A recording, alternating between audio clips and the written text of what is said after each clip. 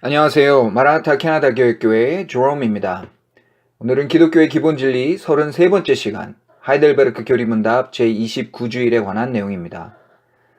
예수님께서 명하신 이후에 그분의 제자들의 가르침을 따라 그리스도의 교회는 매주일 이 성찬식을 행했습니다. 한때 기독교를 박해하던 로마는 이 성찬식 때문에 기독교인들은 인육을 먹고 사람의 피를 마신다는 헛소문을 퍼뜨려서 교회를 탄압하기도 했었죠. 성찬의 의미를 바로 알지 못해서 생겨난 오해이고 악의적인 폄훼이지만 그 이후에도 동일한 오류가 전혀 없었던 것은 아닙니다. 심지어는 오늘날도 여전히 똑같은 오해에서 벗어나지 못하고 있는 사람들이 있는데, 다시 한번 로마 카톨릭 즉 천주교가 바로 그렇습니다. 천주교는 성찬의 핵심이 제사라고 봅니다. 즉 구약시대 이스라엘의 제사장들이 동물을 죽여서 피를 받아 제사상에 올리고 그 고기를 태워 제사를 드렸던 것, 그리고 예수님께서도 똑같이 십자가 위에서 자신의 살을 찢으시고 피를 흘리셔서 희생제사를 드리셨던 것처럼 오늘날 교회가 행하는 성찬도 똑같이 실제로 그리스도의 몸과 피를 드리는 제사라고 이해합니다. 즉 죄사함에 직접적인 효력이 있는 제사이기 때문에 이 제사를 드리지 않고서는, 그리고 이 제사에 참여하지 않고서는 죄사함을 받을 수가 없는 것이고, 당연히 제사이기 때문에 오직 그들이 제사장이라 부르는 사람들, 곧 사제에 의해서만 드릴 수 있습니다. 그런데 여기서 한 가지 문제는, 예수님의 피와 살을 드리는 실제 제사라고 했는데 예수님은 이 땅에 현존해 계시지 않으니까 그분을 죽여 드릴 수가 없겠죠. 그래서 고안해낸 생각이, 사제가 떡을 들고 하나님께 기도할 때, 그리고 포도주잔을 들고 하나님께 기도할 때 그 떡 조각과 포도주가 갑자기 실제로 예수님의 살과 피로 변한다고 가르칩니다. 이것은 흔히 화채설이라고 부릅니다. 화채, 실제 몸으로 변한다는 말인데 궁여지책으로 만들어낸 하나의 이론입니다. 그래서 얇다란 과자 조각 하나가 실제로 예수님의 살이고 주전자에서 따른 한 잔의 포도주가 실제로 예수님의 피가 된다고 합니다.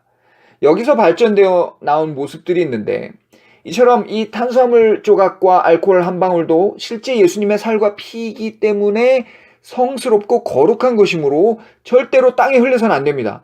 그래서 아주 불경한 일이죠. 그래서 그 과자 조각을 부스러기 흘리지 않고 먹을 수 있도록 한 입 크기로 만들었고, 또 포도주도 잔을 타고 흐르지 않게 늘 옆에서 보조 사제가 수건으로 깨끗이 닦아내는 일을 합니다. 심지어 교인들은 과자 조각은 하나씩 받아 입에 쏙 넣어서 먹을 수 있지만 아무래도 이 액체인 포도주는 흘리기가 쉽기 때문에 포도주는 교인들에게 나눠주지 않고 오직 집례하는 사제만 먹도록 합니다. 다음 시간에 이 내용을 조금 더 살펴보겠지만 이것은 참으로 성경에 대한 무지에서 나온 것이고 인간의 쓸데없는 아이디어가 첨가된 것이며 정말로 안타까운 잉여의 노력이라고 밖에는 할 말이 없습니다. 다시 한번 강조하지만 성찬이라는 성례의 한 형태는 그리스도께서 우리를 위해 이루신 희생, 곧 구원의 은혜를 사람이 눈으로 볼 수 있도록 형상화시켜 놓은 하나의 예식입니다. 따라서 그 자리에 떡을 그리스도의 몸이라 부르고 포도주를 그리스도의 피라고 칭하는 이유는, 사람이 음식을 먹고 마셔서 몸에 에너지를 얻고 건강을 얻어 살아가게 되는 것처럼 우리의 영혼은 오직 그리스도께서 살을 찢고 피를 흘리신 그 희생을 통해 주신 구원의 은혜로만 살아갈 수 있음을 보여주는 것입니다. 따라서 이 성찬을 보며 혹은 이 성찬에 참여하며 가져야 할 바른 마음가짐은, 그 성찬의 상에서 먹고 마시는 떡과 포도주를 통해 그리스도의 영이신 성령님께서 우리를 그리스도와 한 몸이 되게 해주심을 믿는 그 믿음이 더욱 견고하게 자라가야 하는 것입니다.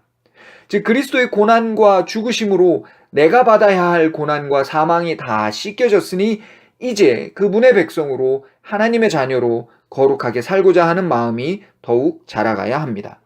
감사합니다.